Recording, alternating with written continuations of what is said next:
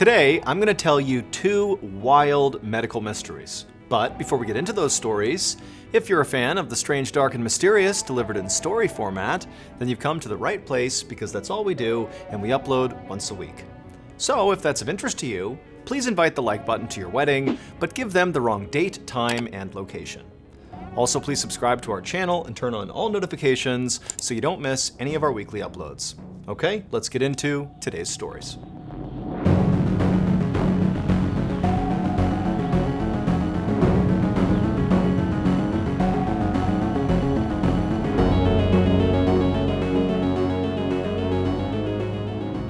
Around 1 p.m. on August 6, 2011, a 32-year-old seafood vendor named Carla Flores stood in the entryway of her home, balancing a tray of shrimp in one hand and waving goodbye to her three kids with the other. She told her kids she'd be right back, and then she stepped out the front door onto the streets of Culiacan, which is a major city in northwestern Mexico. Carla was going to deliver this tray of shrimp to one of her regular customers. She walked down an alleyway and then onto a main road and then eventually into a neighborhood with a whole bunch of brightly colored houses. She went up to one of them and knocked on the door. A man answered and Carla handed him the tray of shrimp. He took the shrimp, gave her a handful of cash. She thanked him and turned and headed back down towards the street. And Carla had made it all the way back to the alleyway right near her house when suddenly she heard this loud sound, and then before she could figure out what it was, this small, hard object smashed into her right cheek, and it hit her so hard she fell onto the pavement. And so instinctively, Carla reached up and she touched her cheek, and she felt a warm, wet liquid. She looked at her hand, and it was covered in blood. Carla tried to get up, but her ears were ringing, and she felt dizzy, and then suddenly, everything went black. 20 minutes later, a receptionist at Culiacan General Hospital watched as a man carried a bloody, unconscious woman into the emergency room. He laid her down on a bench in the waiting area, and then he just turned around and began walking back out again. The receptionist jumped up and chased after this guy, demanding to know what was going on with this woman. Who is she? What happened to her? What are you doing? But the guy just said, look, I was driving down the road and I saw this woman bloody in the streets, and so I brought her here. I promise you, that's all I know. And then he turned and kept on walking, and the receptionist went back inside to check on the woman. The receptionist looked down at the woman. She was unconscious, her mouth was hanging open, and the entire right side of her face was totally mangled. And then embedded in this mess on the right side of her cheek, basically in her head, was this weird dark-colored object, but she couldn't tell what it was, and she didn't have time to stand around trying to find out. So she called for help, and a couple of nurses came running out of the emergency room, and together they lifted this woman up, put her on a gurney, and wheeled her back to see a doctor. A few moments later, Dr. Gustavo Mesa walked into Carla's hospital room. He'd been briefed on her condition, but when he went inside, she was no longer unconscious. Now her eyes were wide open, and she looked totally confused. Dr. Mesa could tell Carla was having trouble breathing, and she couldn't close her mouth. But then, Carla began making this grunting sound. And at first, the doctor couldn't understand what she was saying, but then it became clear she was saying, rock, rock, rock. Dr. Mesa's first thought was, oh, she's telling me she was hit by a rock. That's what's caused her injury. And so Dr. Mesa leaned in and looked at her wound, and he caught a glimpse of what looked like a dark-colored stone buried inside of her cheek. Dr. Mesa thought, wow, she must have been hit so hard by this rock, this stone, for it to get buried that far inside of her face. He promised Carla he would get it out, but first he told her she would have to undergo an x-ray to really figure out where it was in her skull and how exactly they'd be able to get it out. A few minutes later, Dr. Mesa stood in the radiology department looking over Carla's x-ray images, and it was immediately clear to him and all the other medical staff that what was in Carla's cheek was not a rock, because the object was shaped like an oval, it had round edges, and it was perfectly symmetrical. To Dr. Mesa, it just seemed far too uniform to be a rock. But he didn't have a better guess for what it was.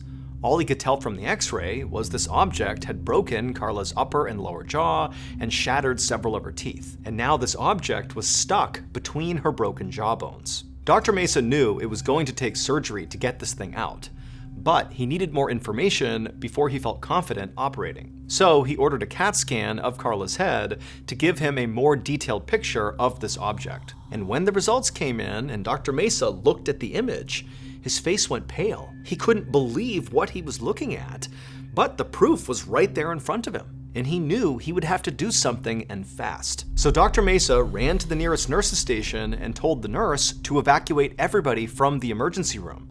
Then he grabbed the hospital phone and he dialed a military official. Less than an hour later, Carla was no longer in the hospital. She was now out in the middle of a grassy field, laying on her back, absolutely terrified. An anesthesiologist walked up to her and injected a local anesthetic into her cheek. And suddenly, the agonizing pain that Carla had felt ever since waking up in the hospital was now gone. But her absolute terror was not. Carla knew there were 2 doctors and a nurse standing by to perform an operation on her, but also there were 2 Army soldiers just a few feet away from her, staring at her. Carla saw a doctor start to bring a scalpel toward her face, and she had to close her eyes to keep from flinching. She heard the soldiers giving directions and the clinking of surgical instruments. And all the while, Carla kept her eyes shut tight and just tried to pretend none of this was even happening. And after what felt like a lifetime, Carla felt a shift inside of her face, and it was the doctors and nurses pulling this object out of her cheek. Carla opened her eyes, and right above her head, she saw the doctor holding the bloody thing they had just removed from her face. It was a live grenade.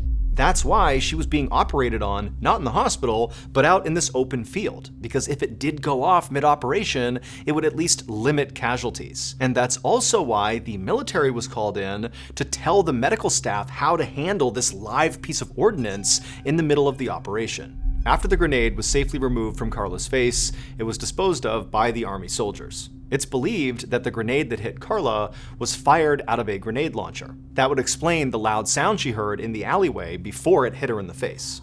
Luckily though, the grenade's fuse that should have ignited and caused it to explode didn't work. So even though it absolutely was a live grenade, it didn't explode, and so it didn't kill her. It's unknown who shot the grenade, why they shot it, or whether Carla was the intended target or simply in the wrong place at the wrong time. Carla would ultimately lose half her teeth, she would undergo multiple reconstructive surgeries, and she would be left with a huge scar on her right cheek. But she said she was just happy to be alive, and she was forever grateful to the stranger who brought her to the hospital, and to the medical team and the Army soldiers who risked their lives to save her.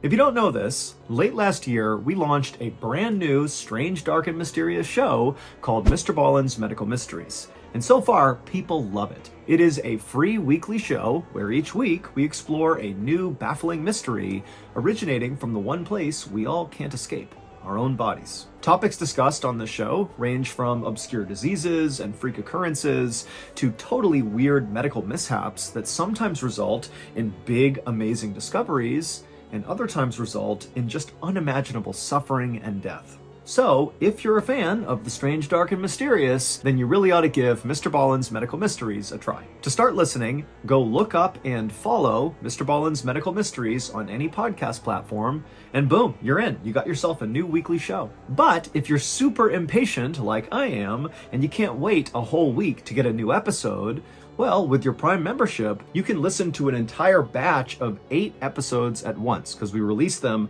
8 at a time on Amazon Music. Also, on Amazon Music, there are no ads. And if all this was not enough to sell you on maybe giving the show a try, well, then stick around at the end of this video, and I'll play you a sneak peek from our newest episode of Mr. Ballen's Medical Mysteries.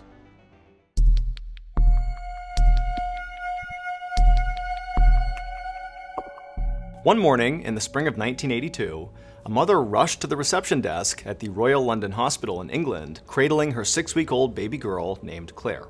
Claire was her first and only child, and like a lot of first-time parents, the mother was very paranoid about her daughter's health. And so anytime there was a change in her behavior or her appearance changed, it was like this mom rushed to the doctor. And that morning, the mother had noticed something very unusual on her daughter's head. There were 2 raised white lines that made the shape of a plus sign. There was one line that ran from the nape of her neck all the way in back, all the way up her head to her forehead, and the other line was horizontal, and it went from behind one ear all the way to the other ear. Now, this mother had no idea what these lines were, what they meant, what caused them, and so as soon as she saw them, she scooped her kid up and she headed to the hospital. Now, in the past, every time this mother had brought Claire to the hospital, the visit always ended with, "Your child is just fine." But this time, when the receptionist saw Claire's head and saw those lines, she immediately said, "Those do not look normal." and so she handed the mother some paperwork and told her they would get Claire to a neurologist as soon as they could. 15 minutes later, the mother stood in an exam room and watched as the hospital's pediatric neurologist, Dr. Farhad Afshar, examined Claire's head. And after a moment, Dr. Afshar stepped back and he explained to the mother that these raised lines on her daughter's head were something known as bulging fontanelles. So when a baby is born, the bones of their skull are not actually fused together yet, and the thin gaps between these separate skull bones are called fontanelles. And Dr. Afshar told Claire's mom that when a baby's fontanelles begin to bulge like this, it's usually because the child's brain is so swollen that it's beginning to push the skull bones apart. Dr. Afshar told Claire's mom that she had made the right decision to bring her daughter to the hospital, but he was clear that a lot of things can cause a baby's brain to swell and potentially cause these bulging fontanelles, and so in order to figure out what was going on, they would need to order a CAT scan. Claire's mom felt uneasy, but she said okay, and so they did the CT scan, and then a few minutes later, Dr. Afshar came back into the room with the results. And with a grave expression on his face, he told Claire's mother that he had some terrible news. Her daughter had a brain tumor. Hearing this, Claire's mom felt like the entire world was crumbling all around her. She was terrified for her daughter, and she had a million questions. But before she could ask any of them, Dr. Afshar said, "There's something else." He said that normally brain tumors are made up of brain cells. But based on the CT scan, it looked like Claire's tumor inside of her brain was made partially of fat and partially of bone. Dr. Afshar said he had never seen anything like this and couldn't even begin to explain it. But the one thing he did know is that whatever this thing was, it had to come out of Claire. Leaving it inside of her head could at a minimum cause serious neurological damage, or at worst could even kill the child. So Dr. Afshar told Claire's mom that she only had really one option. Claire needed brain surgery. Even though the operation was very risky for a child as young as Claire was, it was the only way they could figure out what this mass actually was, and it was the only way to get it out. Soon after their conversation, Dr. Afshar was standing in the operating room with Claire sedated, laying face down on the table in front of him. Dr. Afshar made an incision across the back of Claire's head.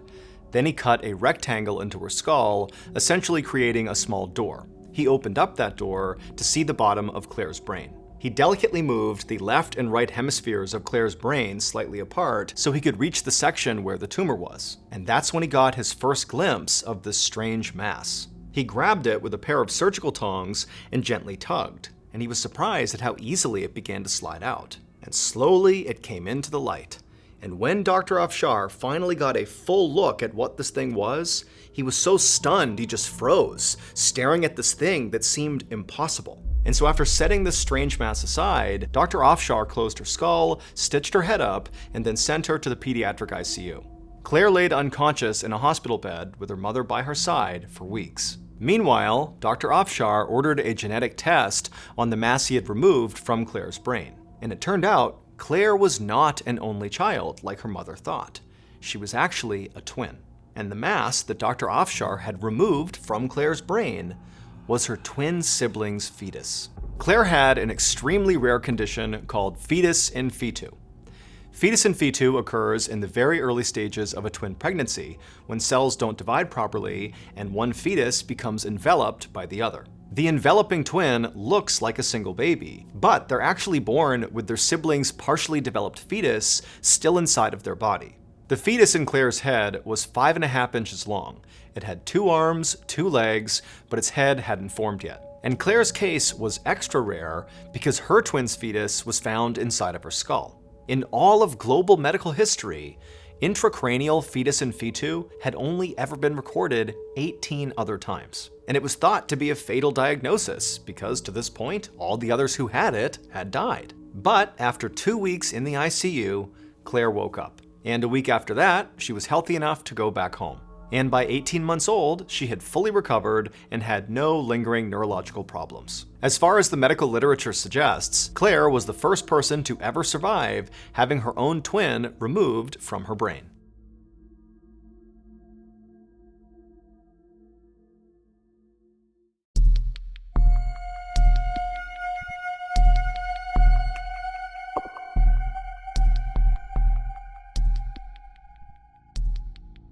In July of 1848, a 25-year-old man named Phineas Gage got a job working construction on the Hudson River Railroad in New York. At this time in America, railroads were being laid all over the country, and so lots of workers like Phineas were needed to blast rock out of the way to lay down these railroad tracks. And as it happened, Phineas was an expert in explosives. He had learned how to set controlled blasts growing up on his family's farm in New Hampshire, and then later in his life, he had worked in a mine blasting through rock. And so in addition to just being the ideal railroad worker for this time in America, when Phineas actually started working in New York on this railroad, his co-workers immediately started looking up to him. Phineas was extremely smart and energetic. He was this incredible conversationalist. He was charismatic and funny and a natural leader. And so just 2 months into starting this new job, it was no surprise to anyone who knew Phineas or worked with Phineas that he was promoted to blasting foreman, which meant Phineas would lead the explosives team. Phineas was so excited about this promotion that he went to a blacksmith and had a custom tamping iron made. A tamping iron is a long metal rod that's used to pack explosives. When railroad workers wanted to blast through, let's say, a big rock, they would start by drilling a deep but skinny hole in the rock. Then they would pour blasting powder inside, then they'd put a fuse inside, and then using this tamping iron, they would push the blasting powder and the fuse deep into this hole inside of this rock or whatever it was they were blowing up. And then once it was packed, they would ignite it. Usually, tamping irons were sort of rough tools that looked like crowbars, but Phineas really wanted something special to commemorate this promotion. And so Phineas had the blacksmith make this perfectly straight, smooth, 4-foot-long metal tamping iron, and on one end was a pointed side, and on the other was a blunted side.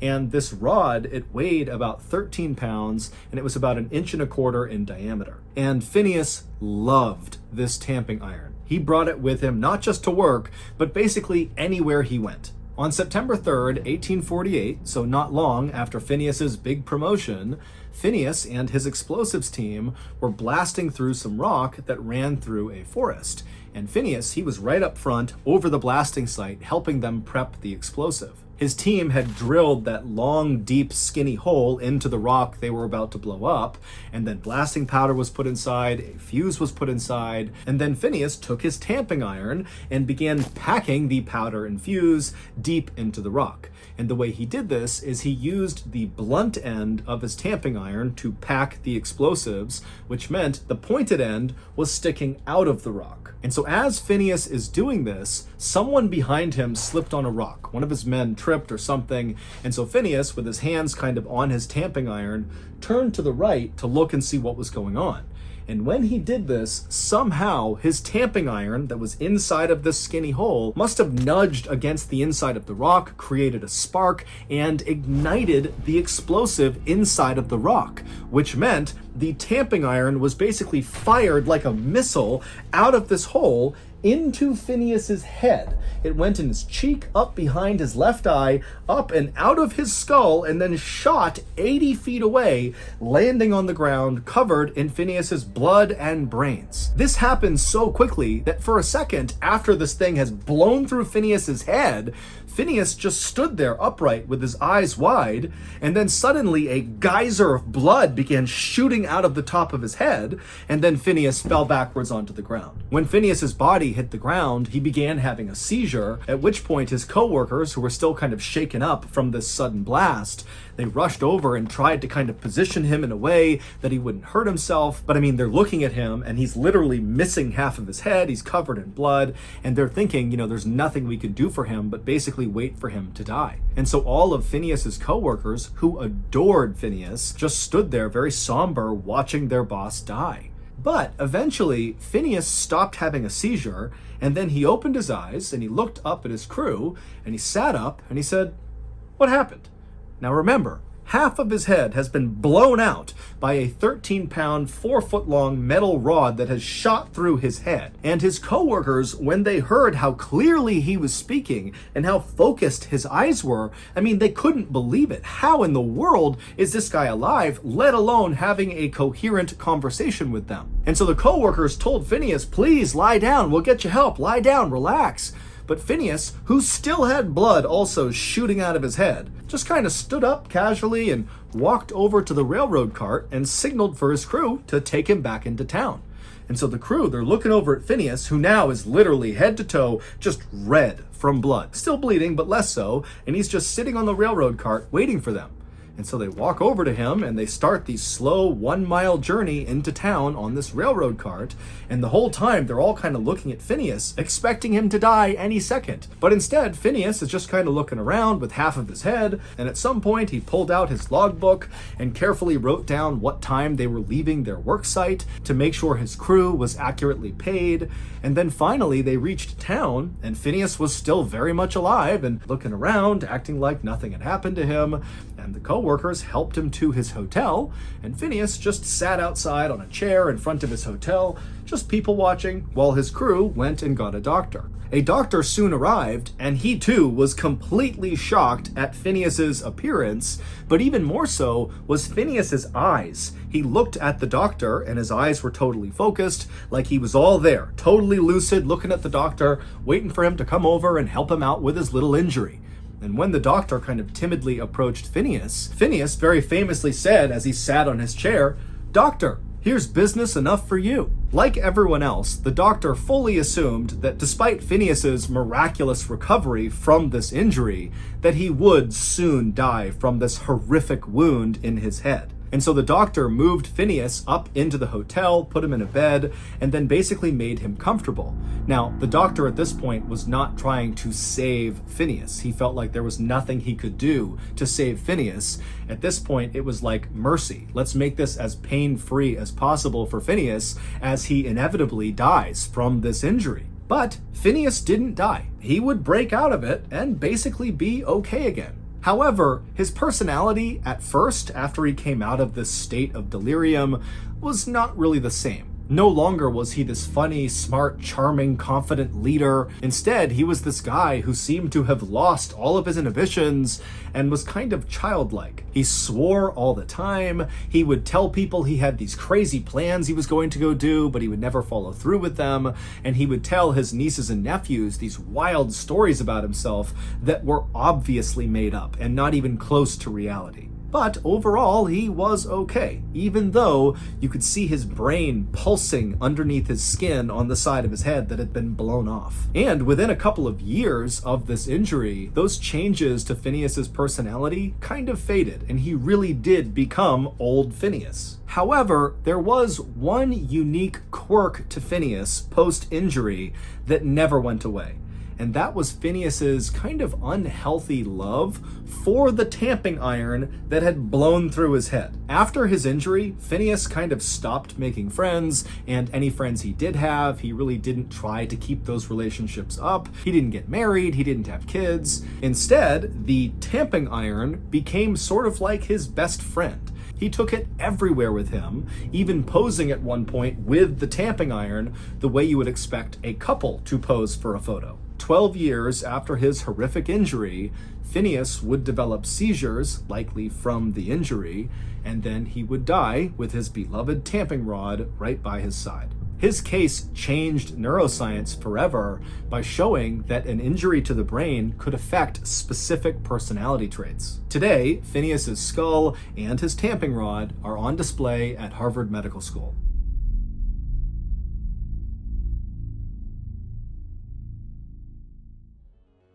And now a clip from Mr. Ballen's Medical Mysteries. The winter streets of Boston were cold and gray as Zara hurried back towards her apartment. She was eager to get home and away from all these people she couldn't trust. But as she ran down the hallway of her apartment building and approached her unit, she froze. Her front door was already wide open. Moving slowly in case there was an intruder, Zara tiptoed to the doorway and peeked inside. Furniture was knocked over, books and clothes were scattered everywhere. The place had been ransacked. Suddenly it hit her. Zara felt like a fool. Of course she'd been robbed by her own parents. She'd given them her spare key, and they must have come while she was at class. Zara knew they were in on the same game as all of her classmates and even her professor. Zara couldn't tell what her parents had stolen, but she was not about to let them get away with this. First, Zara deadlocked her door, and then she began surveying her apartment. She had a feeling that her parents had not only robbed her, but it also contaminated the place with some sort of poison. She rummaged through drawers and cabinets looking everywhere when her eyes suddenly landed on the refrigerator. Zara went into the kitchen and slowly opened the fridge door. Her groceries were still there where she had left them, but she knew something was off. Zara leaned in and smelled. Then she jumped back and slammed the fridge shut in disgust. She'd have to throw away all her food because everything inside of it had clearly been poisoned. Zara then picked up her phone to call her mother, Antoinette, and after a few rings, her mother answered. And Zara told her mother that if she or her dad ever came anywhere near her apartment again, Zara would hurt them. If they wanted this to get ugly, Zara wouldn't be the one to back down. Then she warned her mother to never call her again, and then Zara hung up. Wait, don't go anywhere. If you're looking for more strange, dark, and mysterious videos, click here.